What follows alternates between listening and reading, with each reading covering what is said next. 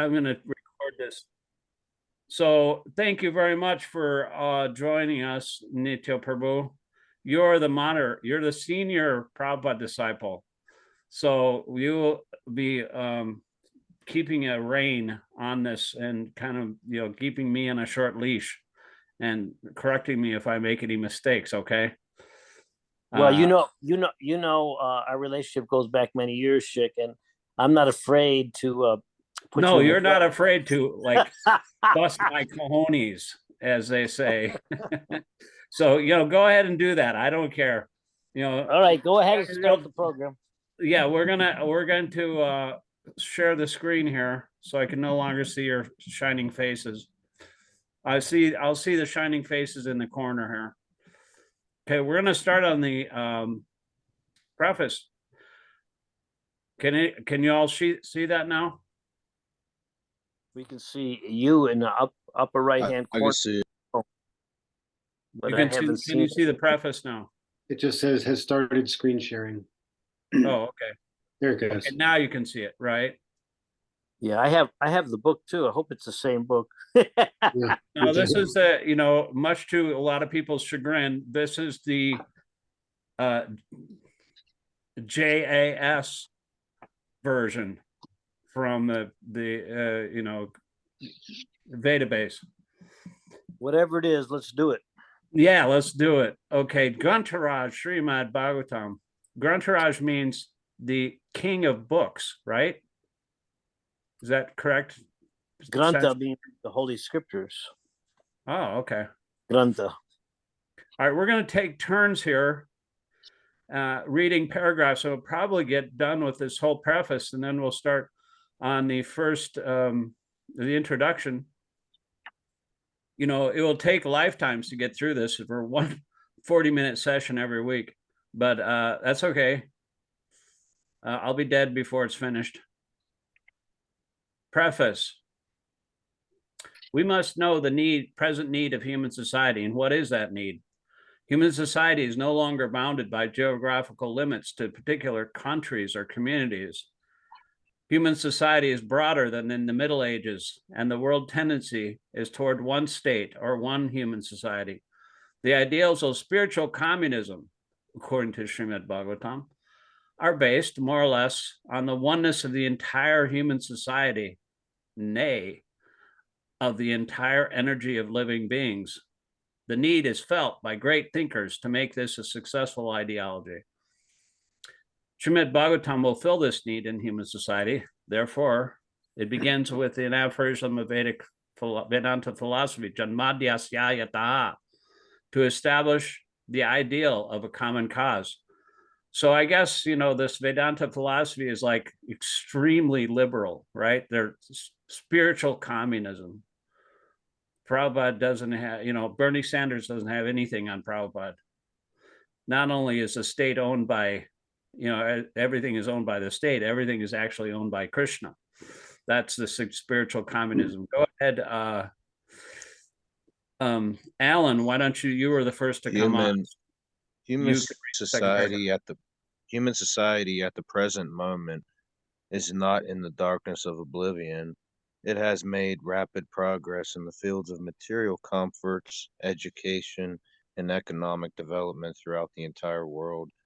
But there is a pinprick somewhere in the social body at large, and therefore there are large-scale quarrels, even over less important issues.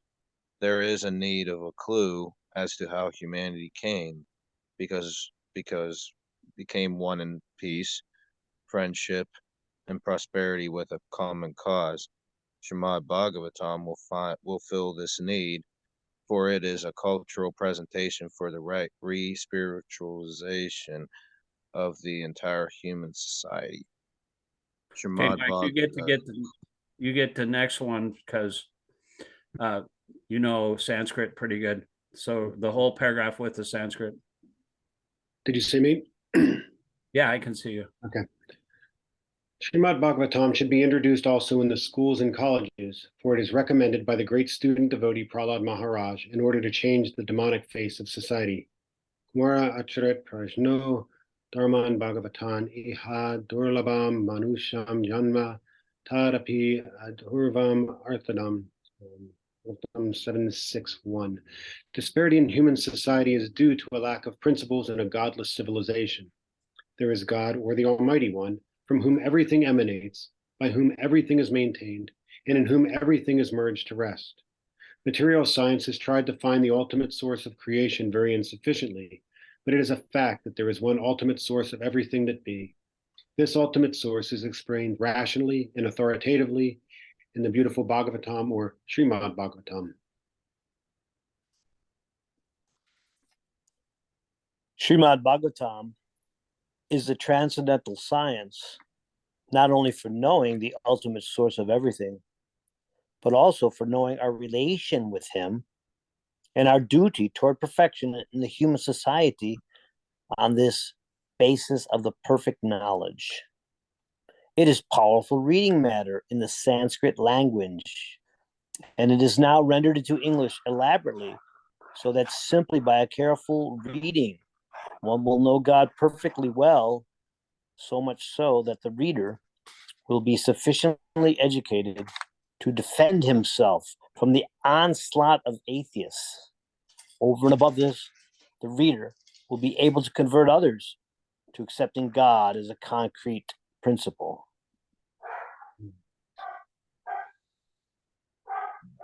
Nitya, I have a question for you. Sure.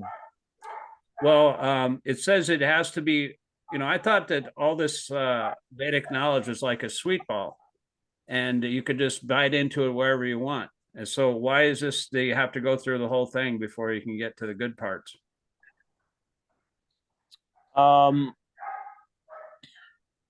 Well, first of all, we're not. Hang on a second. Oh my God. Hey, Rod, I'm in a class. On Zoom. Okay. Well, Prabhupada doesn't explicitly say that in this paragraph. He's saying a careful reading. You're bringing up a point that one has to read it systematically. Well, it's just like any course of any academic course. You can't just pick up a book and read from any section. If you want to become a medical doctor, there are preliminary courses to take in order to even qualify for enter into the medical school. So we know from Prabhupada's explanation of these literatures that he's given us that there is also a systematic approach for understanding the subject matter of love of God, which is what Prabhupada is referring to here. There was an interesting class at New Vrindavan the other day by a really incredible devotee, brahmachari from Russia, Gaur Sundar Prabhu. He elaborated by memory all the different stages of love of God and their subdivisions, all the way up to prema and beyond. So it is an incredible science, and there's no way to understand this unless we take it systematically. And Prabhupada mentioned the Bhagavad Gita is the preliminary study of the Śrīmad-Bhāgavatam, and that Śrīmad-Bhāgavatam helps us enter into the Chaitanya Charitamrita. So there's a system. We tend to be anarchists or breakers of systems, but because we're Americans. But this is a science. Well, I was just wondering, what is that system? I mean, Prabhupada said that everything is within the first canto of the Bhagavatam. And I know that the Puranas have so many divisions. Okay, there's like the creation, there's a subsequent chapters deal with the avatars and all the different the kings, and each Purana has like 10 different categories. So I guess those are all contained within the first canto, correct? Like you have the list of avatars in the first canto, and well, Prabhupada was saying, and Prabhupada has designed his books in such a way. I mean, he's not saying that, just stay with the first canto. Even it said, using the quotation that Prabhupada said, everything is contained within the first canto. In other words, Prabhupada writes his books in such a way that you could become completely God realized by reading the first canto of Śrīmad-Bhāgavatam or the Śrīmad-Bhāgavad-Gīta or Krishna book, because his purports are so extensive, or bring the reader from a low point to a high point very quickly. But the Bhagavatam is meant to be read as a whole unit. Prabhupada was saying that, especially in regards to the fact that he was writing the Bhagavatam and traveling to America at a precariously old age. And so he wanted to pack his purports with enough knowledge so that somebody could understand the science of Krishna consciousness to such a degree that they could reach a higher level very, very, very easily, or should I say very, with great guidance. So that's why you were building him a house in New Vrindavan, so he could sit and write. Of course, he never finished the Bhagavatam, but he was so prescient that he started writing the Krishna book so he could completely explain Krishna's pastimes, and so the devotees could get a real taste of the nectar of Krishna book. And that's because it seems like he knew everything, and so Krishna was preparing him to present all of this knowledge. It reminds me, he was old and he was frail. I mean, it kind of reminds me of Krishnadas Kaviraj. He couldn't even see hardly. He couldn't even write. He couldn't even stand up. He was so old, but it's still at the same time he wrote the entire Chaitanya Charitamrita with all couplets, the rhyming couplets in each verse. So it's really a beautiful book. I just read the Bengali version during the pandemic, and it's really a beautiful, rhyming. The way that it rhymes, it's much more beautiful even than the Sanskrit, and it's common. It's very easily understood by the Bengali, people that know Bengali, because it's a very simple language. It's not really that elaborate like the Sanskrit language. But anyway, let's go on here.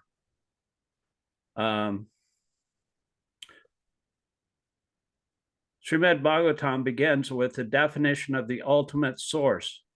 It is a bona fide commentary on the Vedanta Sutra by the same author, Srila Vyasadeva, and gradually it develops into 9 cantos up to the highest state of God realization.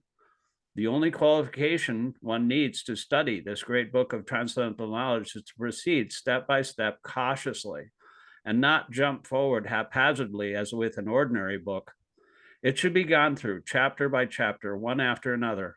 The reading matter is so arranged with the original Sanskrit text, its English transliteration, synonyms, translation, and purports, so that one is sure to become a God-realized soul at the end of finishing the first 9 cantos. The 10th canto is distinct from the first 9 cantos because it deals directly with the transcendental activities of the personality of Godhead Sri Krishna. One will be unable to capture the effects of the 10th canto without going through the first 9 cantos. The book is complete in 12 cantos, each independent, but it is good for all to read them in small installments, one after another. Okay, Mike, you get the Sanskrit again. Okay.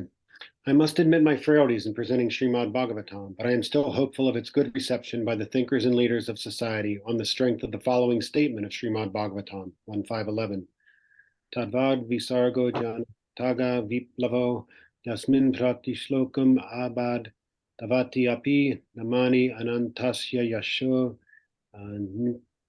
kitani yach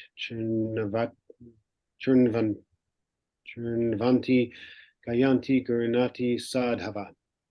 On the other hand, that literature which is full of descriptions of the transcendental glories of the name, fame, form and pastimes of the unlimited Supreme Lord is a transcendental creation meant for bringing about a revolution in the impious life of a misdirected civilization. Such transcendental literature, even though irregularly composed, is heard, sung, and accepted by purified men who are thoroughly honest. Tat Sat, A.C. Bhaktivedanta Swami. Om Tat Sat. Thanks a lot. That's a really, this is revolutionary literature. It creates a revolution, but it's not a violent revolution. It's a revolution of the heart. And Krishna, I'm just finishing the Lagu Vaishnava Toshni, the 10th canto, written by Sanatana Goswami and edited by Jiva Goswami. And I'm up to the chapter 89. So that's where Lord Krishna and Arjuna, on behalf of a Brahmana, they go up to Mahavishnu's place, which is a nice crib, and they retrieve the boys that the Brahmana lost. And boy, that Brahmana was really ripping Arjuna a new one every time one of his boys. But Krishna he's just playing all these things, and Arjuna is the same way. And Arjuna wants us to play. And so the Bhagavatam, he wants to play as well. He wants us to play in that transcendental enjoyment pastimes. He plays like a human being when he comes here. Even though he's the Supreme Personality of Godhead, he reveals so many different aspects of his personality of Godhead, but still, he won't let his devotees have too much awe and reverence. And he'll create an illusion so that they'll think, like Vasudeva will think that he's his child, because that's sweeter for him. It's all about loving pastimes, and Krishna is so expert at that. He's the perfect lover, he's the perfect friend, he's the perfect parent, he's the perfect child, he's the perfect everything. So he wants us to enter into those pastimes and help in his enjoyment. He wants to be entertained. Like Shiva, I was just reading about Shiva in these last parts of the Vaishnava Toshni, the 10th canto. Shukadeva is pissed, because Shiva he gives benedictions very easily, and he gave a very dangerous benediction to this Vrikasura. But Vishnu, he doesn't give the benedictions very easily, but he's so generous and so merciful. And so we have to, he's the enjoyer.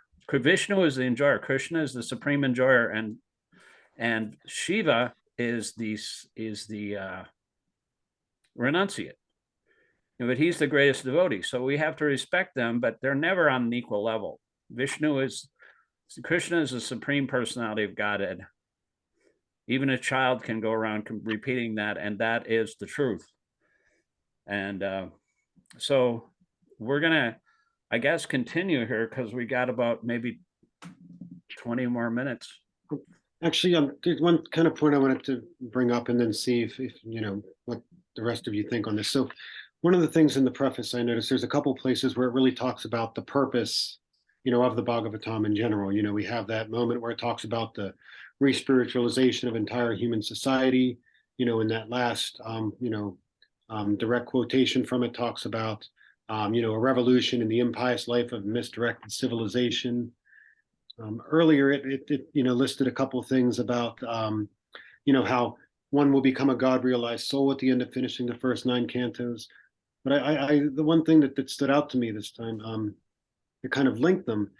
It talked about, over and above this, the reader will be able to convert others to accepting God as a concrete principle. And so, it has these very, lofty sounding goals for the Bhagavatam, the re-spiritualization of human society, full God realization. But in that one moment, kind of that above and beyond this, one will be able to present and give this understanding and definition of God to others. And I just feel so in line with Prabhupada's mission of, really preaching Krishna consciousness. And the purpose isn't just to get some type of realization and, keep it to yourself or go somewhere in the woods and, meditate, but to really be actively, presenting this. And, the promise here basically is that, one will be able to convert others to accepting God as a concrete principle. Am I missing something in there on how those are linked, or? That's an excellent point. Nityo, can you elaborate on that? Yeah, I was noticing the same thing, that Prabhupada very carefully laid out these advantages of the Śrīmad-Bhāgavatam in the preface.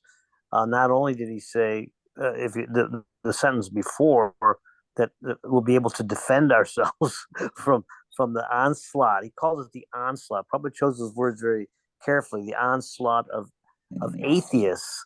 So, yeah, having an understanding of God in the school of the Bhagavatam does so many things, and Prabhupada very carefully lays out his case here.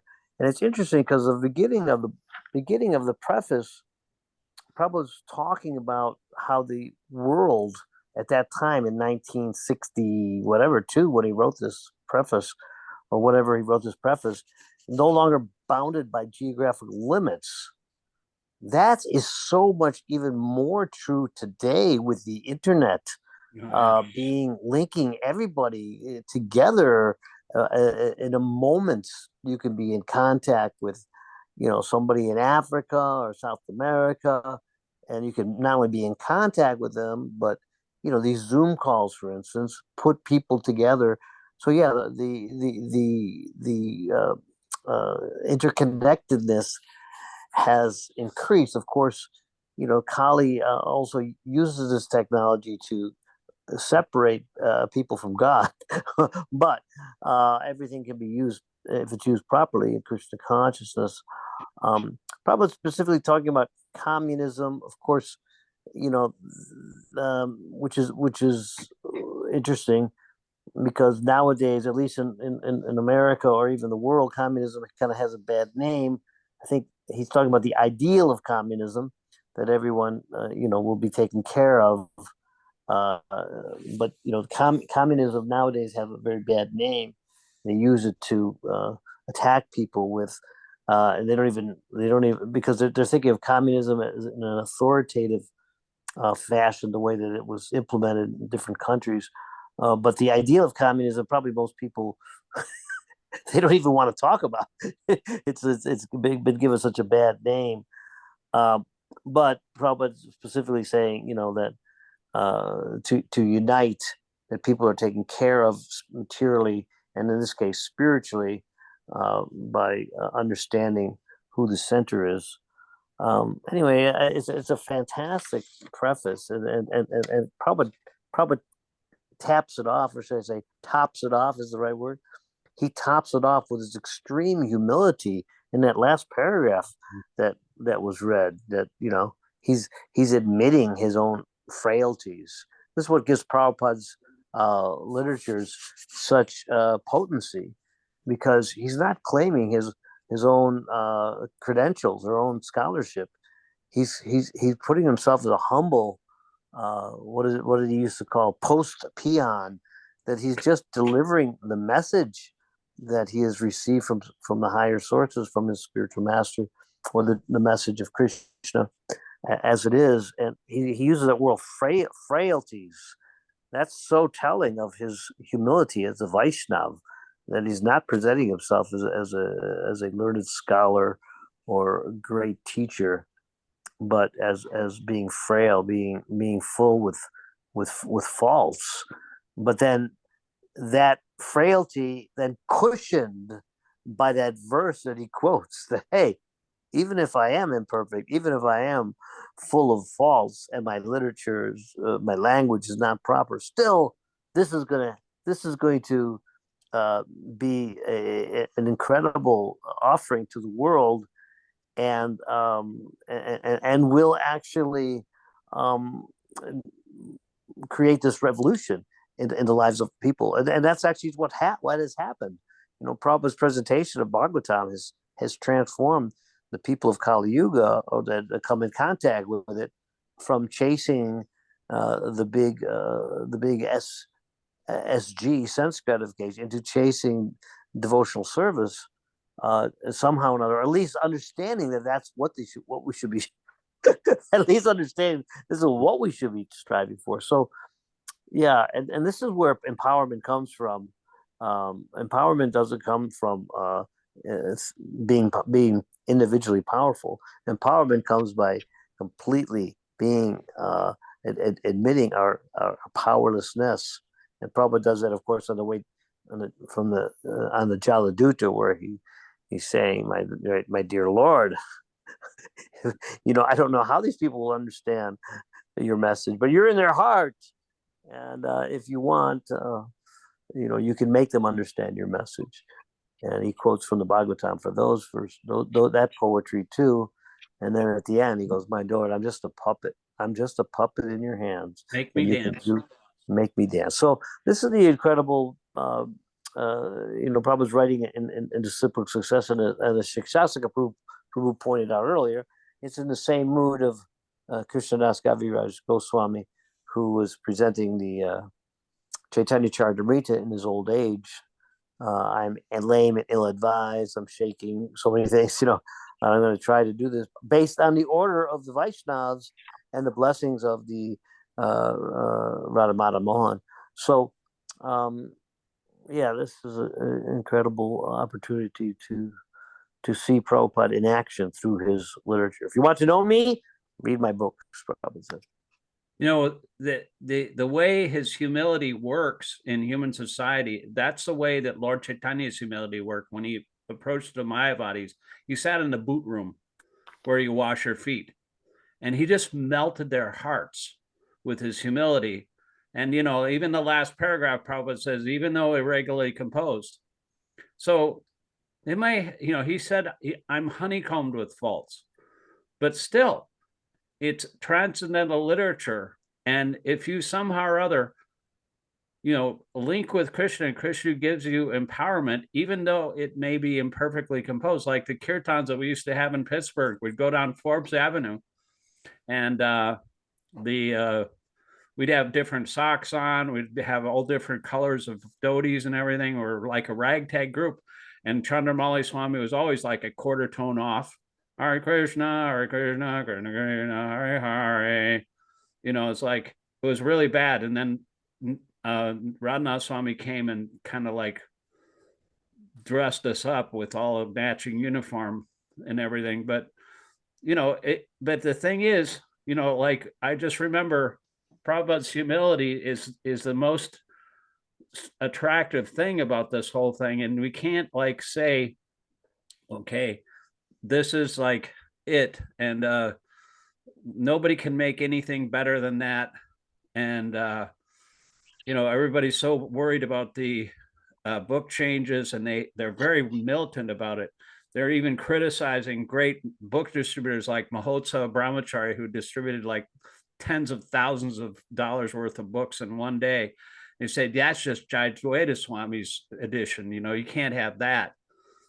Just think of all the, they were actually trying to instruct him to distribute Prabhupada's books. But the message goes on, and it's important to keep that humility and not go off on a tangent with your militant ideas of purification. Sometimes purity is the enemy of the good, as far as like the the books are concerned. My mentor, Adi Purusha from Ukraine, did they actually record that Gadadhar Prabhu from Russia? Did they record his thing about the bhakti in New Vrindavan?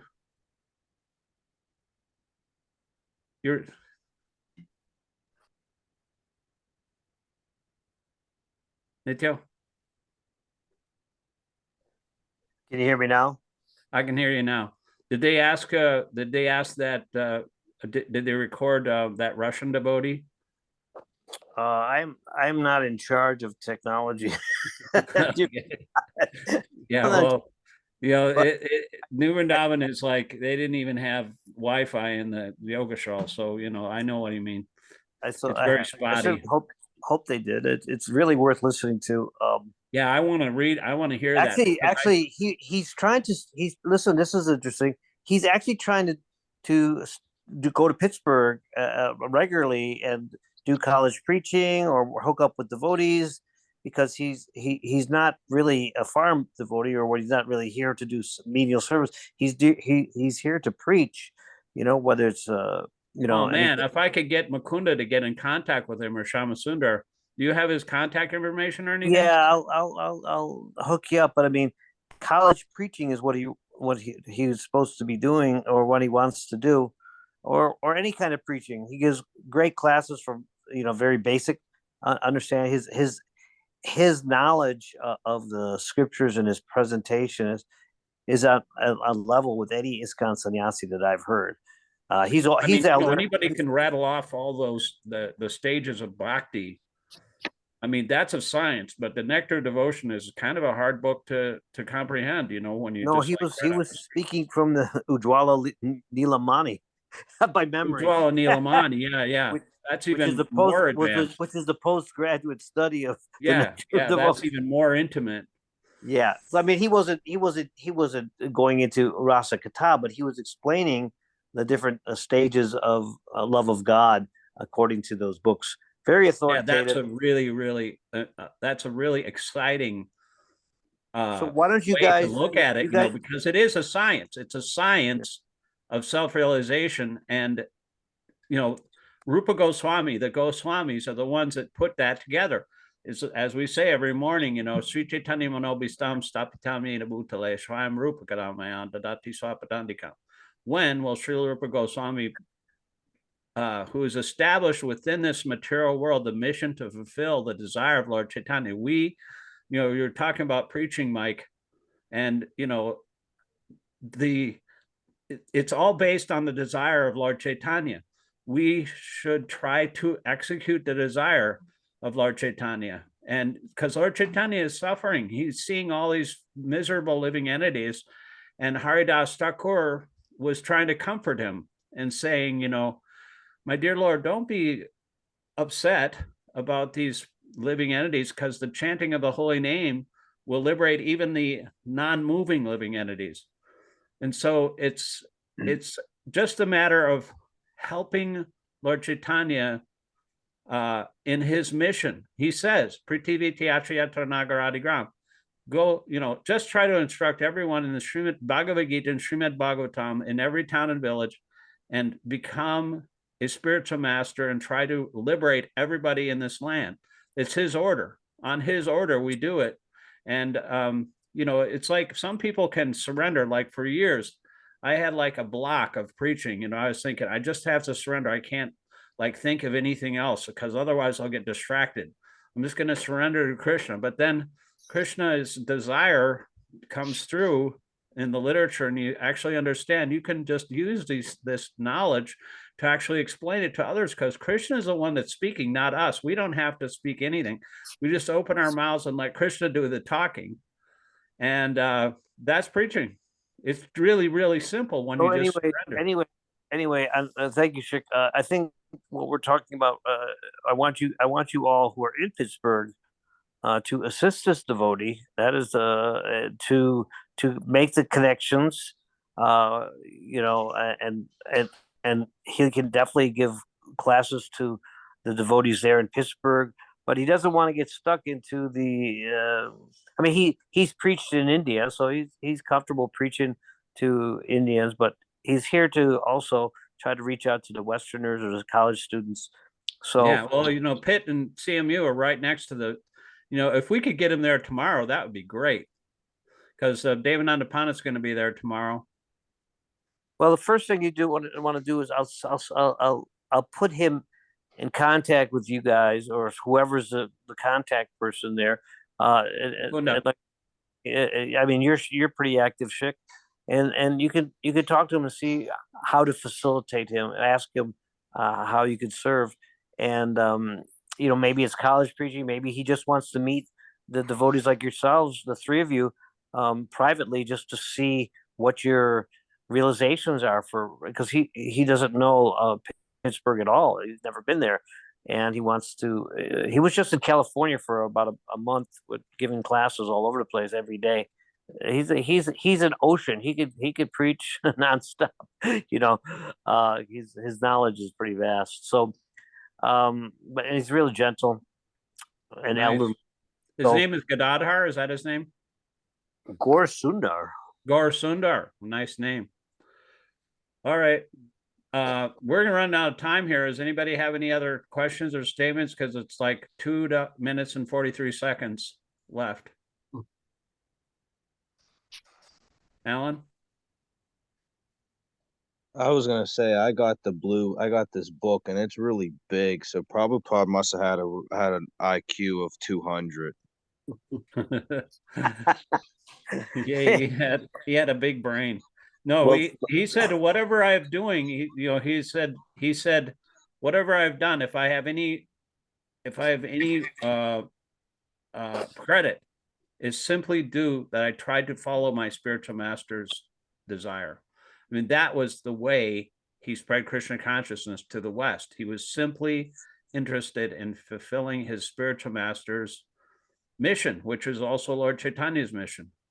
And so it's a great opportunity. It's going to happen whether or not we fight, or whether or not we do it. Just like Arjuna in the battlefield, Krishna told him, all these people are already killed. You just are an instrument of the fight. So we can take part and get the glory from Krishna. Krishna wants to give us the glory, but it's a transcendental competition. So we have to, try to execute the order of spiritual master and Krishna at the same time, because then Alan try to understand that the Prabhupada was, as a student, he confesses, and this is against Prabhupada's humility.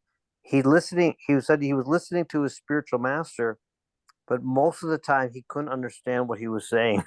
that's how humble he was.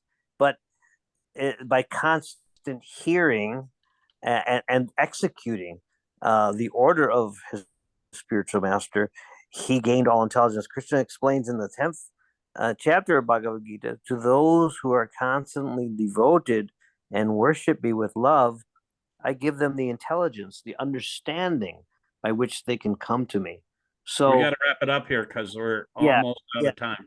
So thank you so much for everybody for attending, and please come back next week. We got to, because Nityo came, I'm sure that there'll be like lakhs and lakhs of people next time on the Zoom. It'll be completely we'll be lacking a lot of people. I know that lacking. Well, I predicted less than a dozen. You said how many hundreds will come, and we got to increase it though, and let's get on it.